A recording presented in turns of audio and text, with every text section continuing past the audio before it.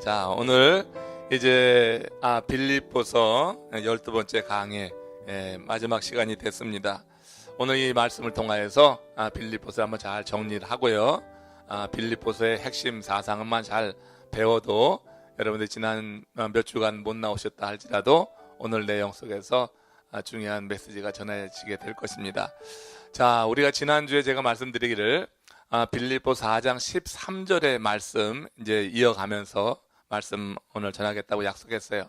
그래서 빌립보서 4장 13절 이거 우리가 굉장히 많이 인용하는 말씀이거든요. 그러니까 많은 크리스천들이 가장 애송하는 암송하는 그런 이제 성구 가운데 하나가 이 말씀일 거고요. 아마 여러분들이 이 말씀 다 기억하고 암송하시는 분들이 계실 거예요. 한번 같이 그래도 읽어보면서 다시 이 말씀의 의미가 우리가 생각하던 것과 좀 다르게 쓰이는 것 같아서 오늘 이제 성경에 있는 말씀을 가지고 이 말의 본의를 같이 한번 다시 확인하고 넘어갑니다. 자, 시작. 내게 능력 주시는 자 안에서 내가 모든 것을 할 수 있느니라. 자, 모든 것을 할 수 있다고 하니까 이게 우리의 한국 사람들에게 딱 맞는 거예요. 그죠? 예전에 우리 이제 그 새마을 운동을 해본 우리들은 그저 이제 can do spirit, 뭐든지 할 수 있다. 이런 이제 정신이 무장이 되어 있어요. 그러니까 이 말씀이 얼마나 딱 떨어져 있는지 몰라요. 내가 모든 것을 할 수 있느니라. 그런데 우리가 이 내가 모든 것을 할 수 있다고 하는 이것을 어떤 적극적인 사고주의자들이 하는 그런 말씀으로 이해하면은 정말 잘못 이해하는 거란 말이에요. 그래서 이 모든 것을 할 수 있다고 하는 이 말의 의미, 지난주에 잠시 하다가 이제 끝났는데 오늘 정리하면서 그 다음에 오늘 말씀으로 넘어가겠어요. 제가 지난주에 설교 말씀에 눈물 젖은 빵 이야기했잖아요. 그 눈물 젖은 빵도 사실 이제 우리가 잘못 그 이해하고 사용되는 그런 말이다. 원래 괴테가 그 말을 이제 썼을 때는 전혀 다른 의미였는데 우리는 그 눈물 젖은 빵을 고생하는 것, 인생이 어려움 이 정도로 생각하고 그걸 이제 인생으로 해석하지만 실제로 눈물 젖은 빵을 생각할 때는 괴테는 인간의 죄를 생각한 거다. 이 말씀 드렸잖아요. 그러니까 인간의 죄. 그래서 창세기 3장 19절에 보면은 그 아담과 하와가 지은 죄로 인해서 하나님께서 이제 아담에게 하신 이야기가 이제 네가 땅으로 돌아가기까지 땅에서 땀을 흘려야 그 땅이 먹을 것을 낼 것이다 그랬거든요. 그러니까 눈물 젖은 빵을 먹게 된 이유가 뭐냐? 그것은 인간의 지은 죄 때문이다. 하나님의 말씀에 불순종했던 선악과 먹은 그 사건이 결국 인간이 눈물 젖은 빵을 먹을 수밖에 없는 그런 이제 배경이 된 것이다 하는 말씀을 드렸어요. 이것과 유사하게 이 말씀 오늘 이 빌립보 4장 13절도 잘못 사용되어 있는 말씀 가운데 대표적인 말씀이라고 하는 거예요. 내게 능력 주시는 자 안에서 내가 모든 것을 할 수 있다고 하는 것이 과연 뭘 모든 것을 다 하느냐 그런 얘기예요.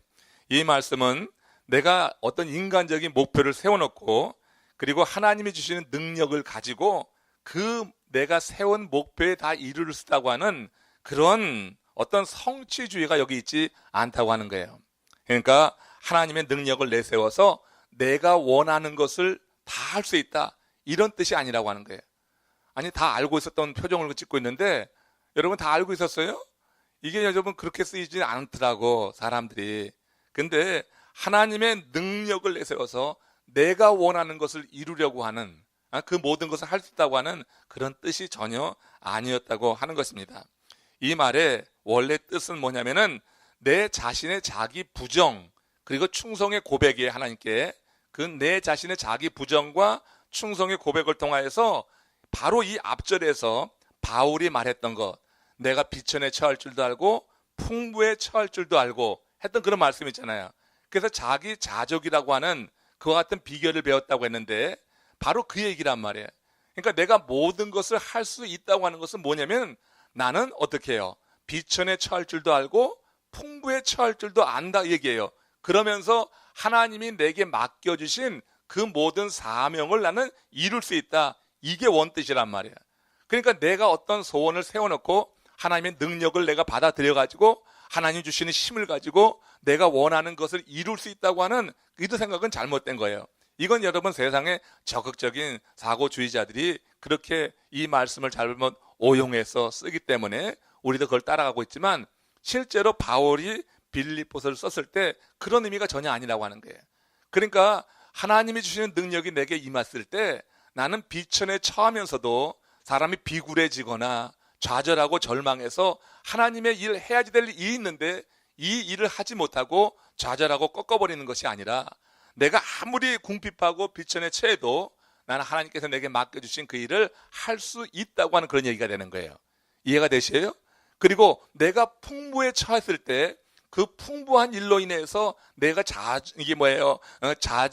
자만심을 가지고 어떤 내가 그 세상적인 낙에 취해가지고 그래서 하나님의 일을 그르치는 것이 아니라 풍부에 처했을 때라도 내 자신이 하나님이 주신 능력을 가지고 그 가운데 교만해지지 않고 하나님이 내게 맡겨주신 이런 사역, 사명을 이룰 수 있는 그 일을 할 수 있다고 하는 그런 뜻이 된다고 하는 거예요. 한마디로 어떤 상황에서든지 하나님께서 나를 불러주신 그 일을 다 할 수 있다고 하는 거예요. 우리가 여러분 사역을 하다 보면은 조금 어렵고 힘들면은 그냥 마음에 그냥 포기해버리고 놔버리고 싶은 그런 충동을 많이 받고 그리고 실제로 그렇게 하는 사람들이 많이 있어요, 실제. 근데 여러분 아무리 힘들고 어렵고 궁핍하고 내가 이렇게 비천에 처한다 할지라도 하나님이 내게 주신 사명이요, 내게 주신 일이라고 하면은 놓치지 않고 그 일을 쭉 감당해 나가는데 하나님이 주시는 능력으로 감당했다고 하면은 여러분 그때 이 말을 쓰면 되는 거예요. 하나님이 주신 능력으로 내가 이렇게 힘들고 어렵고 많은 시험거리도 있었지만 나는 하나님이 주시는 그 능력 가지고 좌절하지 않고 절망하지 않고 내게 주어진 사명을 이루었습니다 한다고 하면 이 말을 써도 하등 여러분 문제될 것이 없지만 내 인간적인 욕심을 목표를 세워놓고 거기다가 하나님의 능력을 끌어들여 가지고 말이야, 이 하나님의 능력이면은 내 인간적인 이런 목표를 난 이룰 수 있습니다 하는 것은 바울이 의도했던 바가 아니라고 하는 거예요. 내게 능력 주신 자 안에서 내가 모든 것을 할 수 있다고 할 때는 하나님이 맡기신 사역과 관련된 것이고 그 사역을 이루는 데 있어서 모든 환경, 어떤 환경에서든지 그 일을 이룰 수 있다고 하는 이 자기 고백이 여기 담겨 있는 거예요. 그래서 이 말을 하는 바울에게는 자기 부정의 고백이 있는 거고 충성의 고백이 있다고 하는 거예요. 이 두 가지 고백이 바울이 이 빌립보서를 쓰면서 빌립보 교우들에게 전하는 중요한 메시지가 되는 것입니다. 자, 이런 고백을 한 이 바울이 오늘 이제 빌립보서 4장 15절 16절에서 이제 지난 일들을 회고하면서 이 빌립보서를 쓰게 된 그 이유가 여기 한번 다시 나오는 거예요. 저작 동기 가운데 하나가 여기 이제 다시 언급되고 있습니다. 1장에서 언급했었는데 다시 이제 이 빌립보서를 마무리하면서 다시 한번 빌립보서를 쓰게 됐던 저작 동기를 여기서 이제 우리가 찾아볼 수가 있어요. 한번 같이 읽어봅시다. 빌립보 사람들아, 너희도 알거니와 복음의 시초에 내가 마게도냐를 떠날 때 주고받는 내 일에 참여한 교회가 너희 외에 아무도 없었느니라. 데살로니가 있을 때도 너희가 한 번, 두 번 나의 쓸 것을 보내었도다. 바울은 빌립보 교회로부터 선교 헌금을 받았었어요. 그러니까 빌립보 교회는 바울이 창립한 교회인데 바울이 그 빌립보 교회를 창립하고 나서 떠났죠. 바울은 머무는 그런 목회자가 아니고 지나는 목회자, 떠나면서 교회를 세우는 그런 사역자였기 때문에 빌립보 교회를 세워놓고 그 옆마을 데살로니가 지역으로 가서 거기서 또 죽도록 고생했어요. 많은 핍박을 받으면서 거기서도 복음을 전하다가 오래 머물지 못하고 또 떠나고 하면서 이제 2차 선교 여행이 진행되는 것을 알 수가 있는데 빌립보 교회를 떠나고 났을 때 빌립보 교회 성도들이 연보를 모아가지고 바울의 선교 사역을 지원했다고 이제 그 얘기를 하는 거죠. 그러니까 빌립보 사람들아, 너희도 알거니와 복음의 시초에 처음에 너희가 내가 마게도냐를 떠날 때 주고받는 일, 이게 뭐냐면 선교 헌금을 통화해서 교제했던 일, 그 얘기를 하는 거예요. 그래서 참여한 교회가 너 외에는 아무도 없었다는 얘기예요. 그러니까 빌립보 교회만 이렇게 바울의 선교 사역에 선교비를 보냈다고 하는 거죠. 1차 선교 여행 때도 세운 교회가 있잖아요. 그런데 그 교회들은 선교비를 보내지 않았어. 그러니까 빌립보 교회만 선교비를 보낸 거야. 그러니까 특별히 이제 기억이 날만 하죠. 그리고 이제 빌립보 교회를 세울 때 바울이 거의 뭐 죽을 뻔했잖아요. 옥에 갇혀가지고 40에서 한 번만 가만 매를 맞고 그렇게 착고에 채우고 하면서 세워진 교회였단 말이에요. 특별한 의미가 있는 교회가 빌립보 교회였어요. 이 교회가 바울의 선교 사역을 지원했어요. 바울이 그 일로 인해서 참 기쁘다, 이 이야기를 1장에서 했던 것을 기억하죠. 근데 다시 한번 이 일을 리마인드 하면서 바울이 했던 이야기가 지난주에 배웠는데, 내가 궁핍함으로 말하는 것이 아니다, 이 얘기 여러분 기억나세요? 궁핍하기 때문에 말하는 게 아니다. 그 실제로는 뭐예요? 궁핍한 거예요. 그렇지만 궁핍한 가운데 성교비가 왔다고 해서, 물질이 요만큼 생겼다고 해서 내가 기뻐하는 게 아니다, 그 얘기를 이제 하는 것을 보게 돼요. 여기서 단지 궁핍하던 중에 지금 이게 성교비가 와서 물질적으로 여유가 있어서 기뻐한다, 이것이 아니라고 하는 거예요. 바울은 이미 궁핍한 중에 자족하는 법을 배웠단 말이에요. 내가 비천에 처할 줄도 알고 풍부에 처할 줄도 알고, 그러니까 바울은 이미 궁핍한 가운데 어떻게 사는 법을 알았어요. 궁핍하지만 비굴해지지 않고 사는 법도 배웠고, 궁핍한 가운데도 복음 사역을 지속해 나가는 법도 배웠어요. 그러니까 빌립보 교회가 성교비를 보내주지 않아도 바울은 이 비천하게 처하는 법을 알았기 때문에 그 가운데도 자기에게 맡겨진 일을 감당하고 있었어요. 그렇지만 빌립보 교회가 처음에 보내다가 성교비가 중단됐다가 다시 성교비가 온 거거든요. 그렇게 됐을 때 바울이 뭐라고 했냐면, 싹이 나는 것으로 표현을 해서, 죽은 나무에서 싹이 나는 것으로, 성교비 지원하다가 중단됐다가 다시 오니까 그게 너무나 기쁜 거예요. 왜냐하면은 그 성교비 때문에 기쁜 것이 아니라 잊어버렸는지 알았는데 자기를 기억해주는 빌립보 교회 성도들의 마음을 읽고 나서 기뻤다고 하는 것이죠. 그리고 바울 자신은 이미 궁핍한 가운데, 이렇게 비천한 가운데 처하는 법을 알았기 때문에 이 성교비가 옴으로 인해서 물질이 조금 여유로워졌다고 기뻐하고 뭐 좌절하고 이럴 정도가 아니었다고 하는 거예요. 나는 자족하는 비결을 배웠다. 그래서 이 헌금만으로 기뻐한 것이 아니라고 하는 것을 그렇게 말하는 거예요. 왜냐하면 빌립보 교우들의 그 마음을 보고 이 바울은 너무나 기뻤다고 하는 그런 표현을 한 거예요. 그러면서 이제 정말로 바울이 그 성경을 받고 정말 마음으로 그렇게 뿌듯하고 기뻤던 이유를 고린도후서 8장 1절과 2절에서 왜 바울이 그렇게 마음이 뿌듯하고 기분이 좋았을까 하는 것을 여기서 이제 실마리를 찾아볼 수가 있어요. 한번 여기 한번 같이 읽겠습니다. 자, 보세요. 같이 따라 읽읍시다. 형제들아, 하나님께서 마게도냐 교회들에게 주신 은혜를 우리가 너희에게 알리노니, 환난의 많은 시련 가운데서 그들의 넘치는 기쁨과 극심한 가난이 그들의 풍성한 연보를 넘치도록 하게 하였느니라. 잘 보세요. 자, 여기 앞부분에 뭐라 했어요? 형제들. 이 형제들은 누굴 말할까요? 예? 빌립보 교회가 아니죠. 형제들은 누구예요? 이건 지금 고린도 후서거든요. 그러니까 고린도 교회 성도들이죠. 고린도 교회 성도들에게 빌립보 교회 성도들이 한 일을 지금 알려주는 거예요. 그러니까 형제들아, 고린도 교회 성도들아, 하나님께서 마게도냐 교회의 대표적인 교회가 빌립보 교회예요. 그러니까 마게도냐 교회들에게 주신 은혜는 곧 빌립보 교회에 주신 은혜를 말하는 거야. 그러니까 마게도냐 교회들에게 주신 은혜를 우리가 너희에게 알리노니, 이제 그러니까 고린도 교회 성도들에게 빌립보 교회 성도들이 행한 일을 이 고린도 교회 성도들에게 알려주는 거예요. 그런데 어떤 일이 있었냐면은 환난의 많은 시련 가운데서, 이건 누가 당한 거예요? 빌립보 교회 성도들이 당한 거예요. 빌립보 교회들이 바울이 떠나고 나서 사실은 상당히 힘든 시간을 보냈어요. 그 바울로 인해서 함께 있을 때는 뭐 기적도 보고 말씀도 듣고 함께 있는 자체가 힘이 되고 그랬지만, 바울이 떠나고 나니까 실제로 그들에게 남는 것은 그 지역에서 많은 환난이 있었고 많은 어려움이 있었다고요. 교회 안으로 들어온 사람들은 일거리가 일단 끊어지게 되는 거예요. 그 지역에서 왕따가 돼가지고 사는 게 쉽지 않은 거예요. 가족들에게도 버림받는 경우도 있다고.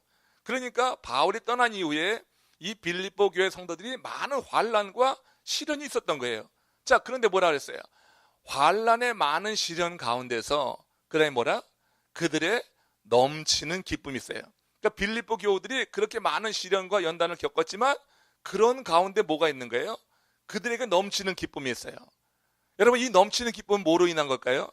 바울이 심어주고 갔던 그 복음 때문에 그런 거예요. 하나님의 말씀 때문에 그들은 많은 어려운 시련과 연단을 겪고 있었지만 넘치는 기쁨이 있는 거예요. 여러분, 지금 여기서 뭘 말하고 있냐면 그들이 어떤 상황 속에서 내게 선교비를 보냈냐, 그 얘기예요. 어떤 상황 속에서 헌금을 하였냐고 하는 그런 이야기를 지금 이 고린도후서에 보낸 편지에서 바울이 밝히고 있는 거예요. 그러니까 빌립보 교회에 보낸 편지가 아니라 고린도서를 통하여서 바로 빌립보 교회 성도들이 성교비를 보내게 된 그 배경과 상황을 설명해 준다고 하는 거죠.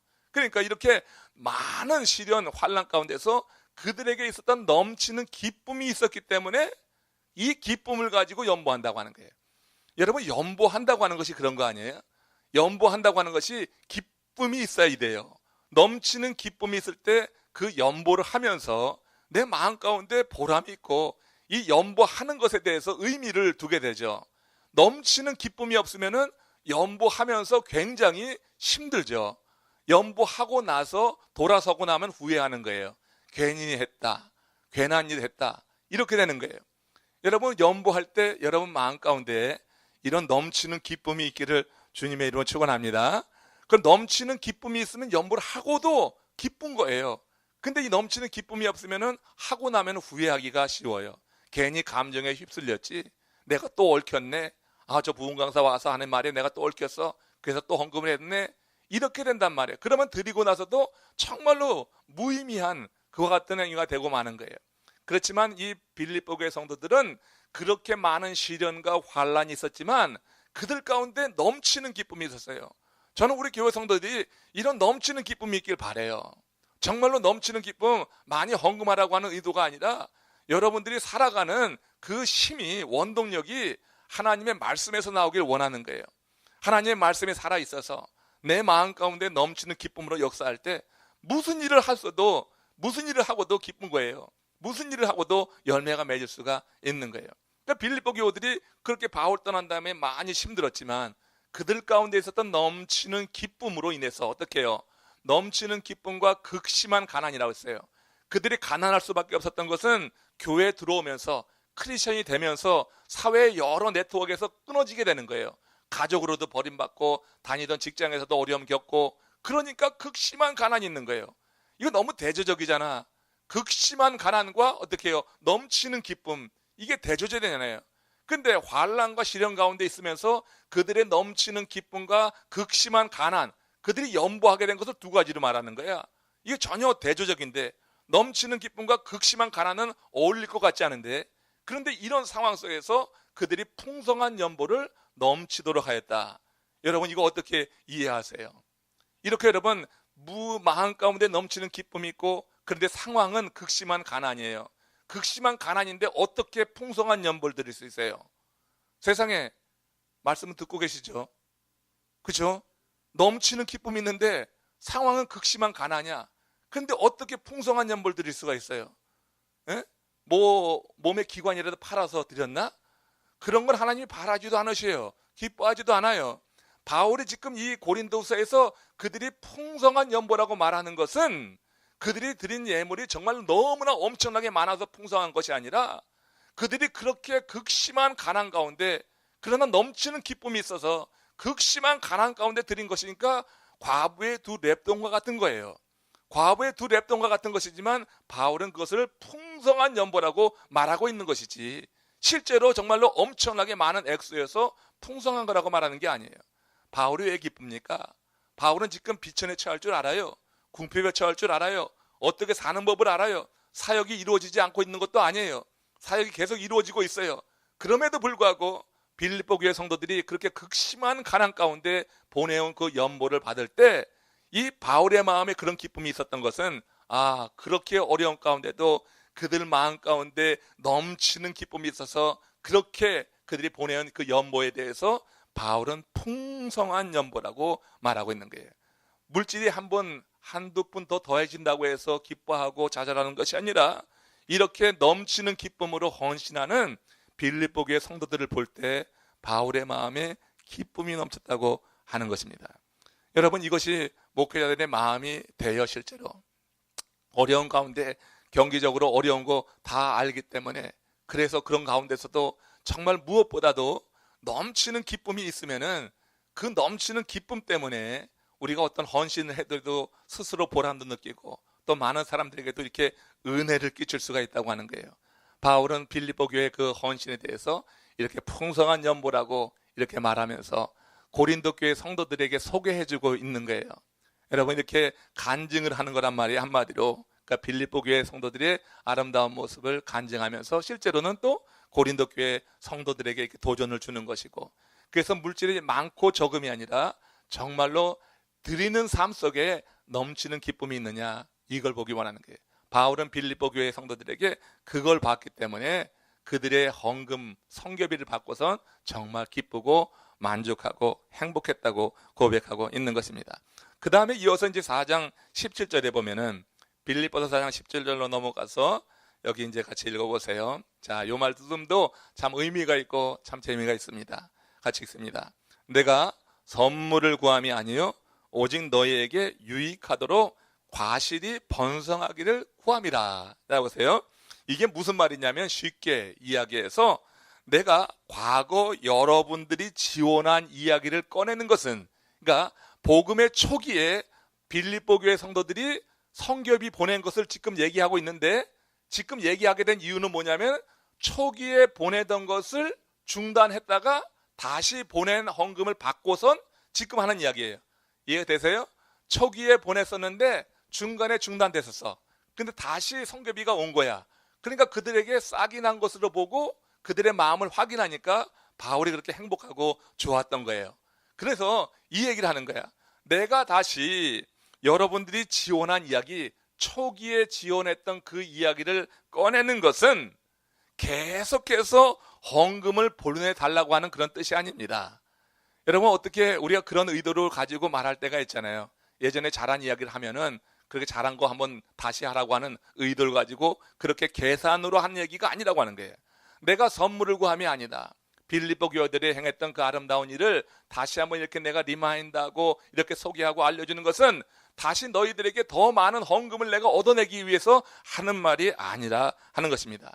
그러면서 하는 얘기가 그 헌금이 바로 여러분들에게 유익되고 그 헌금을 드렸던 여러분들이 정말 복을 받게 된다고 하는 사실을 알려주고 싶은 것이다, 그런 얘기예요. 다시 헌금 많이 보내달라고 하는 건 아니다. 나 지금 이미 비천에 처할 줄도 알아. 궁핍에 처할 줄도 알아. 그 물질로 인해서 조금 왔다고 기뻐하고 즐거워하고 그런 거 아니야. 정말로 그러나 당신들이 보내줬던 그 성교비가 어떤 것인지 당신들에게 유익한 것이고 당신들에게 하나님께서 축복을 주실 그런 통로가 되는 거야. 이렇게 지금 말씀을 하고 있는 거예요. 헌금이 헌금하는 사람 자신에게 유익이 되는 일이라 하는 것을 지금 바울은 말하고 있는 것입니다. 헌금은 헌금하는 자의 믿음의 진실성을 증거한다고 하는 거예요. 우리는 헌금하는 자신을 보고 우리의 믿음을 확신할 수 있어요. 헌금하는 내 자신을 보고 내 믿음을 어느 정도 가늠할 수 있는 거예요. 오늘은 어쩔 수 없이 제가 헌금 얘기를 할 수밖에 없는 본문이에요. 이 말씀이 조금 여러분 부담으로 안 들리기를 바라고요. 정말 헌금하는 것이 여러분들에게 유익되다고 하는 이 말씀을 꼭 붙잡고 가시길 바랍니다. 그래서 헌금할 때, 드릴 때 이것이 여러분 억지로 하는 것이나 마지못해 하는 것이 아니라 정말로 내게 유익한 일을 하나님께서 내게 축복 주시는 그와 같은 일로서 내가 헌금할 수 있기를 원하는 거예요. 바울이 지금 이 말을 하면서 빌립보 교회 성도들에게 그 마음을 갖게 해주기 원하는 거예요. 그들이 이렇게 헌신했는데 그렇게 극심한 가난 가운데 성교비를 보내왔는데 그 성교비가 어떤 것이냐? 당신들을 유익하게 하는 것이고 하나님께서 당신들을 축복하기 위한 아주 귀한 예물이 됩니다. 이 말을 하고 있는 거예요. 여러분, 헌금 생활은 영성 훈련입니다. 헌금 생활에 신실한 자가 믿음이 신실할 수밖에 없습니다. 이거 여러분 우리가 좀 생각을 해봐야 돼요. 그런데 헌금 생활을 꽤 하는 사람이 마음 개차반이던데 이렇게 말하는 사람이 있는지 모르지만 여러분 일반적으로 그렇지 않아요. 헌금 생활에 신실한 자가 믿음이 신실하게 세워져 나갈 수밖에 없어요. 고린도후서 8장 7절에 있는 말씀 보세요. 여기 뭐라고 했어요? 같이 읽어봅니다. 시작. 너희는 믿음과 말과 지식과 모든 간절함과 우리를 사랑하는 이 모든 일에 풍성한 것 같이 이 은혜에도 풍성하게 할지니라. 이 바울의 권면인데 바울이 이제 빌립보 교회를 이야기하면서 이제 고린도 교회를 이제 교훈하는 거예요. 교육하는 거야. 근데 참 재밌는 게 뭐냐면 너희는 믿음과 말과 지식과 모든 간절함, 여기는요 전부 다 뭐예요? 여기는 행동은 없는 거예요. 그냥 말로 하는 거야. 믿음과 말과 지식과 모든 간절함, 우리를 사랑하는 이 모든 일, 여기서는 실제 자기 자신의 헌신은 없어요. 나로부터 나가는 건 없어요. 우리가 생각하고 그리고 말하고 이런 단계야. 여기에 풍성한 것 같이 그랬어요. 우리가 여러분 말은 잘해요. 좋은 말 잘하고 얼마든지 우리는 사랑을 이야기할 수도 있고 또 얼마든지 기도하면서 간절하게 기도도 할 수 있고, 그래서 믿음과 말과 지식과 모든 간절함, 이 모든 일에 풍성하다고 하는 것은 말을 잘한다고 하는 거예요. 말을 잘해. 굉장히 여러분 은혜로운 말도 잘하고 또 굉장히 사람들에게 감동적인 말도 하는 경우 있잖아요. 근데 이런 것이 풍성한 것 같이 그 다음에 뭐라고 그랬어요? 이 은혜도 풍성하게 할지니라 했어요. 그 이 은혜가 뭘까요? 이 은혜가 바로 헌금을 두고 하는 얘기예요. 연보입니다. 이 은혜도 풍성하게 할지니라. 그러니까 연보라고 하는 것은요, 왜 은혜라고 하는 말을 썼냐면 연보는 하나님의 은혜와 연결되는 거예요. 그러니까 하나님의 은혜를 받는 사람이 연보도 자발적으로 자원해서 하게 되어 있어요. 그러니까 이 은혜도 풍성하라. 그러니까 말로만 많이 하지 말고 이 은혜에도 실제적인 헌신에 이 바울은 지금 더 풍성하게 될 것을 권하고 있는 거예요. 빌립보 교회 성도들의 그 예를 들면서 하는 이야기예요. 그러니까 물질의 많고 적음을 떠나서 극심한 가난 가운데 풍성한 연보를 드렸던 빌립보 교회 성도들처럼 정말로 진정한 마음으로 그들이 정말로 큰 이런 믿음과 기쁨이 있다고 하면은 그 기쁨에 대한 증거로서 이렇게 은혜에도 풍성하라 하는 그런 말을 하고 있는 거예요. 오늘에 있는 이 말씀들이 오늘 우리 마음 가운데 좀 잘 새겨지면요, 연보하면서 하나님이 주시는 복을 또다시 받는 이런 선순환이 우리 가운데 있게 될 줄로 믿습니다. 여러분, 세계 최고의 부자가 누구냐면은 락펠러라고 흔히 알려졌는데, 그가 아주 오래전에 부자인데도 아직까지도 그 명성을 이제 여러분 쉽게 자리 내려앉죠. 빌 게이츠가 지금 대단한 그 세계 갑부의 일이라고 하지만 록펠러, 그 시대에 록펠러가 갖고 있었던 재단은 정말 대단했다고 해요.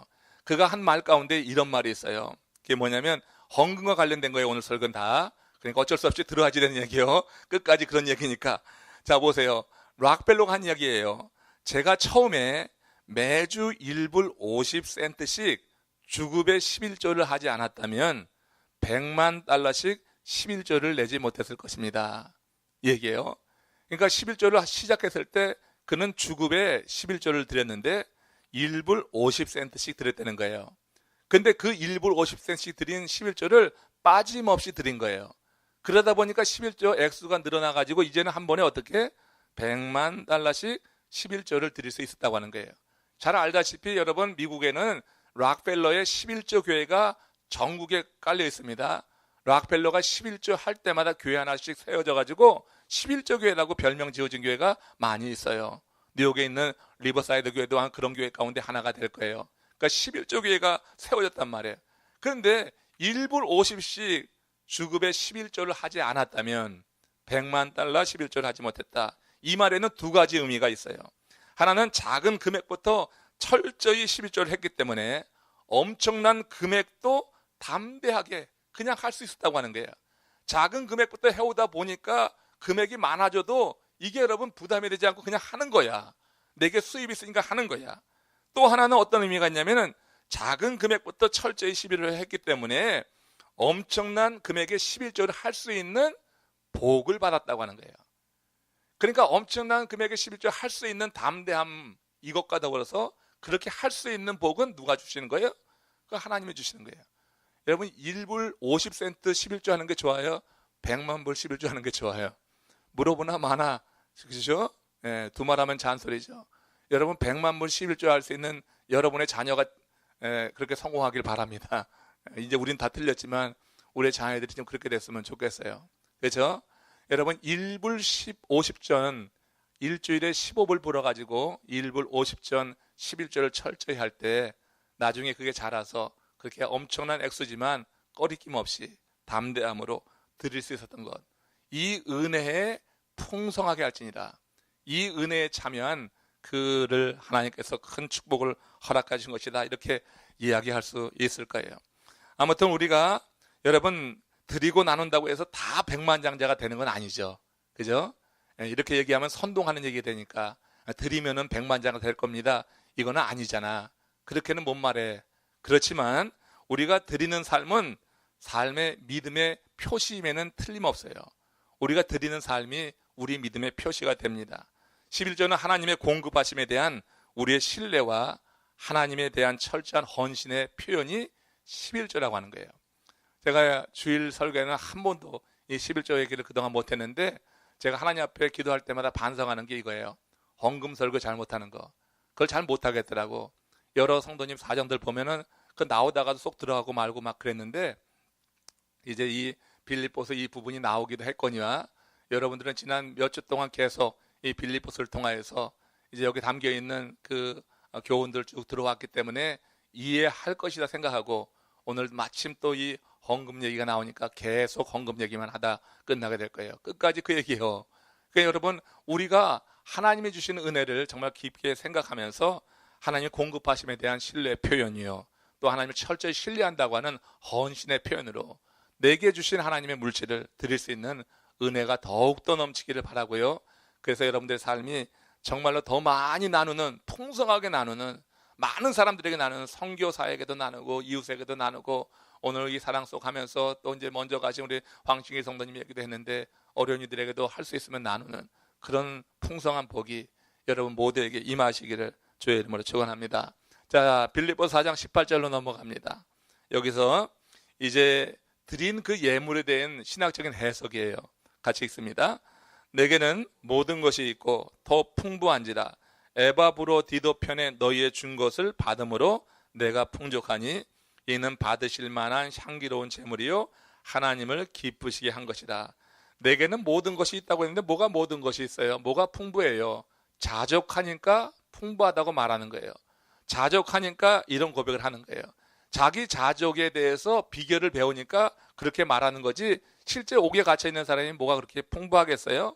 내게 모든 것이 있고 또 풍부한지라. 그러면서 이 빌립보 교회 성도들이 에바브라 디도편에 보내준 그 선교비에 대해서 이렇게 해석을 했어요. 해석이 뭐예요? 이는 받으실 만한 향기로운 제물이요 하나님을 기쁘시게 한 것이라고 그랬어요. 향기로운 제물이다. 레위기에 나오는 번제 그 향이 있잖아요.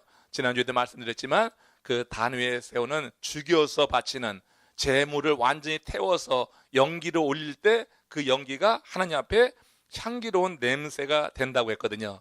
그죠? 그러니까 향기로운 냄새는 죽어서 올리는 예물이 향기로운 예물이 되는 거예요. 근데 지금 바울은 빌립보 교회 성도들이 보내온 선교비를 그렇게 본 거예요. 왜냐하면 극심한 가난 가운데 넘치는 기쁨이 있어요. 그래서 극심한 가난 가운데도 그들이 연보를 보낸다고 하는 것이 자기가 죽지 않고서는 될 일이 아니에요. 그러니까 그 극심한 가난 가운데서도 넘치는 기쁨이 있을 때 자아가 죽어서 보낸 그런 예물이기에 지금 바울은 이것을 향기로운 제물이라고 이렇게 해석을 하고 있는 것이고, 이것이 하나님을 기쁘시게 하는 거다 말하고 있어요. 고린도후서 8장 5절에 있는 말씀 보세요. 여기 보면은 우리가 드리는 예물이 이런 단계를 거쳐서 드려질 때 그것이 하나님을 기쁘시게 할 수 있다고 하는 것을 보게 되는데, 같이 있습니다. 그들이 먼저 자신을 주께 드리고 또 하나님의 뜻을 따라 우리에게 주었도다. 선교비를 보낸 내용을 하는 거예요. 어떻게 해서 선교비를 보내게 되었느냐 보니까 그들이 먼저 자신을 누구게 해주겠어요? 주께 드린 거예요. 빌립보 교회 성도들이 먼저 자신을 주께 드린 거예요. 그러니까 이게 뭐냐면 죽었다고 하는 거야. 자아가 주께 드렸다고 하는 것은 자아의 죽음을 이야기하는 거죠. 그러니까 주님 안에 자기의 모든 것을 드리고 나니까 하나님의 뜻을 따라서 우리에게도 주었도다. 그러니까 그 자신이 삶이 향기로운 제물이 되었고 그들이 갖고 있었던 예물이 또 향기로운 제물이 되어서 이렇게 바울에게까지 선교비로 보내주게 되었다는 것을 이렇게 말씀하고 있는 것입니다. 헌금이 하나님께 드리는 제물이기에 그것은 예배의 중요한 요소가 되는 거예요. 그래서 예배 드릴 때는 예배의 원래 요소 가운데 꼭 바로 이 헌금이 들어가게 되어 있어요. 그러니까 찬송과 기도와 설교, 헌금이 기본적인 예배의 요소가 됩니다. 그러니까 우리가 예배라고 하는 타이틀을 붙일 때는 이 네 가지가 들어가게 되는 거예요. 찬송, 기도, 설교, 헌금, 이런 순서가 들어가야지 그걸 예배라고 우리가 공식적으로 말할 수가 있는 것입니다. 아무튼 이 예물을 지금 바울은 이렇게 해석을 해서 그들이 그렇게 극심한 가난 가운데 넘치는 기쁨이 있었기 때문에 보낸 그 예물의 그 의미를 굉장히 어떻게 해요? 가치 있게 하는 거야. 그들이 보내준 그 예물이 풍성한 연보라고 했지만 사실 많지는 않아요. 절대로 많을 수가 없어요. 그렇지만 그 예물을 가지고 바울은 이렇게 신학적으로 해석해주고 의미를 부여해주니까 얼마나 그 빌립보 교회 성도들의 입장에서는 바울의 이 편지를 받아듣고 나서 얼마나 좋겠어요. 우리가 정말 많이 보낸 것도 아닌데 그들은 그렇게 생각할 거 아니에요. 적은 예물이에요. 그들이 볼 때는. 그런데 바울이 그걸 풍성한 연보라고 그렇게 기뻐하면서 이렇게 의미까지 부여해 줄 때 이 빌립보서를 다시 받는 빌립보 교회 성도 입장에서는 굉장히 기뻤을 것이다. 이런 생각 들지 않아요? 헌금이 제대로 전달됐구나 하는 거 먼저 알았으니까. 우리가 선교지에 헌금 보낼 때 이게 선교사에게 제대로 갈 건가 말 건가 이게 좀 약간 이제 의심이 되기도 하고 염려되기도 하잖아요. 근데 바울이 선교비 잘 받았다고 하는 영수증과 같은 거야. 이제 에바브라 디도편에 보내준 선교비 잘 받았다. 근데 받았는데 이 예물을 받으니까 내가 너무나 기쁘다. 내가 물질 때문에 기뻐하는 건 아니야. 궁핍하기 때문에 말하는 것이 아니다. 난 일체 비천에 차고 풍부에 차는 비결을 배웠고 궁핍의 가운데도 하나님의 일을 할 수 있는 그와 같은 비결을 터득한 사람이야. 그래서 물질 때문에 그런 건 아닌데 너희들 마음 보니까 새싹이 나고 있구나. 나를 생각하는 그 마음이 정말 좋다 하고 거기에다 더 붙여서 그들의 그 예물에 대해서 이런 의미를 부여해 줄 때 이 빌립보 교회 성도들은 참 기뻤을 것이다. 그들이 어떤 반응에 대해서 성경 나오지 않지만 우리가 한번 생각해 볼 수 있는 그런 대목입니다. 결론적으로 빌립보서 4장 19절 20절로 넘어갑니다. 시작. 나의 하나님이 그리스도 예수 안에서 영광 가운데 그 풍성한 대로 너희 모든 쓸 것을 채우시리라.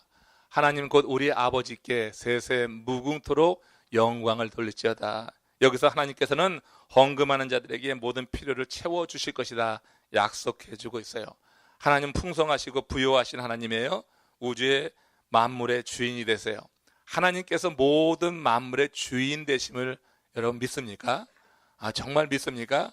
하나님께서 만물을 창조하시고 만물의 주인 되신다 하는 이 사실을 믿을 때 헌금할 때, 연보할 때 우리는 의미를 갖게 되고 연보를 진짜 기쁨으로 할 수 있다고 하는 거예요. 몇 개의 성경 구절 확인해 보게요. 시편 24편 1절입니다. 같이 읽습니다. 땅과 거기 충만한 것과 세계와 그 중에 거하는 자가 다 여호와의 것이니라. 이 시편에서 다윗의 고백이에요. 그러니까 창조주 하나님께서 우주 만물의 주인 되신다 하는 거고, 학개서 2장 8절에는 은도 내 것이요 금도 내 것이라고 했어요.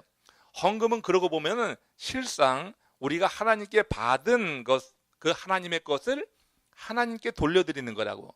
그러니까 헌금한다고 하는 것을 내 것을 준다고 하면 아깝기도 하고 어느 때는 내 사정 때문에 힘들어서 굉장히 주저할 수도 있는데, 헌금이라고 하는 것이 하나님이 내게 주신 것을 하나님께 다시 돌려드리는 행위가 된다고 하면은 그 일을 행하면서 헌금할 때 상당히 이제 도전이 되고 힘들 때 많이 있잖아요. 그럴 때 이 물질의 그 주인이 누구냐 하는 그런 부분에 대한 이해를 갖고 할 때 조금 훨씬 드리면서 감사할 수 있고 드리면서 기뻐할 수 있고 그렇게 될 거다 하는 거예요. 역대상 29장 11절과 14절 이어서 봅니다. 같이 읽어봅니다. 다 주께 속하였사오니 천지에 있는 것이 다 주의 것이로소이다. 여호와여 주권도 주께 속하였사오니 주는 높으사 만물의 머리심이니이다. 그 다음에 14절 시작. 나와 내 백성이 무엇이기에 이처럼 즐거운 마음으로 드릴 힘이 있었나이까. 모든 것이 주께로 말미암아 싸우니 우리가 주의 손에서 받은 것으로 주께 드렸을 뿐이니다. 나와 내 백성이 무엇이기에 이처럼 즐거운 마음으로 드릴 수 있어서요? 모든 것이 하나님의 것이다. 그래서 하나님으로부터 받은 것을 주께 돌려드렸을 뿐이다 하니까 나와 내 백성이 즐거운 마음으로 드릴 수 있었다고 하는 거예요.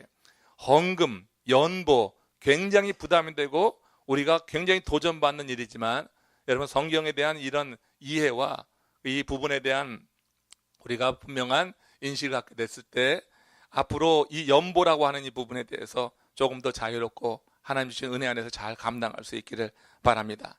창조주 하나님은 믿음으로 살고 말씀에 순종하는 성도들의 생활을 하나님께서 필요를 공급하시고 채워주신다고 했어요. 그러니까 하나님의 그 주권, 하나님의 그 주인 되심에 대한 그 믿음을 갖고 주의 일에 헌신하는 자들에 대해서 시편 37편 25절 26절에서 이렇게 말씀합니다. 약속이에요. 이거 같이 있습니다. 내가 어려서부터 늙기까지 의인이 버림을 당하거나 그 자손이 걸식함을 보지 못하였도다. 저는 종일토록 은혜를 베풀고 꾸어주니 그 자손이 복을 받는도다. 말씀 그대로 되시기를 주님의 이름으로 축원합니다. 어려서부터 늙기까지 의인이 믿는 자가 버림을 당하거나 그 자손이 걸식함을 보지 못하였도다. 이렇게 돼야지 바로 믿는 것이 됩니다. 잘 믿으면 이렇게 분명히 될 줄로 믿습니다. 우리가 자꾸 생활 속에 환경 때문에 여러 가지 주저하고 많이 이렇게 우리가 인색하게 되면서 잘 못하기 때문에 문제가 되는 경우가 많이 있어요. 제가 한번 소개해드렸던 말씀이지만 제가 존경하는 한 장로님이 계시는데 이 장로님이 90세가 다 돼서 하나님의 부름을 받게 되었어요. 근데 하나님의 부름 받기 전까지도 굉장히 건강하셔서 말씀드렸지만 바로 몇 시간 후에 돌아가시는데 꽃다고 여기 앉아가지고 며칠 후 그 찬양을 불렀던 우리 장로님이에요. 바로 몇 시간 후에 돌아가셨어요. 그런데 돌아가시기 몇 시간 전까지 그 침대에 앉아가지고 그렇게 며칠 후 그 장례 찬송을 부르고 있더라고요. 며칠 후 만나자고 그 찬송을 불렀던 장로님인데 그 장로님이 돌아가시기 얼마 전에 그런 말씀을 하셨어요. 이거 제가 이런 말을 하는 것은 연부를 많이 하라고 하는 뜻은 아니에요. 바울의 이야기처럼. 그러나 여러분 여기 담긴 뜻이 깊기 때문에 다시 한번 말씀드리는 내용이에요. 그게 뭐냐면 그 장로님 하신 말씀이 이런 말이에요. 제가 주일 성수는 잘해서 하나님이 제게 건강의 축복을 주셨습니다. 그러니까 90이 되도록 건강했고요. 그 걸음걸이가 그렇게 재였어요. 돌아가시기 얼마 전까지 그랬다고. 그런데 자식 새끼들 키우느라고 11절을 온전히 드리지 못했어요. 그래서 물질의 복은 많이 받지 못했습니다. 뭐 그렇다고 없는 건 아니지만 넉넉하지 못했어요. 계속 돌아가실 때까지 넉넉하지 못했어. 그 장로님이 그 얘기할 때 자신이 극한 삶에 대해서 회한이 있어서 얘기하는 거예요. 그런 말씀을 하신 거예요. 자식들 때문에, 환경 때문에 그렇죠. 내가 부모로서, 아버지로서 해야 될 그 일 때문에 하나님 아버지께 할 일을 온전히 하지 못했다고 하는 거예요.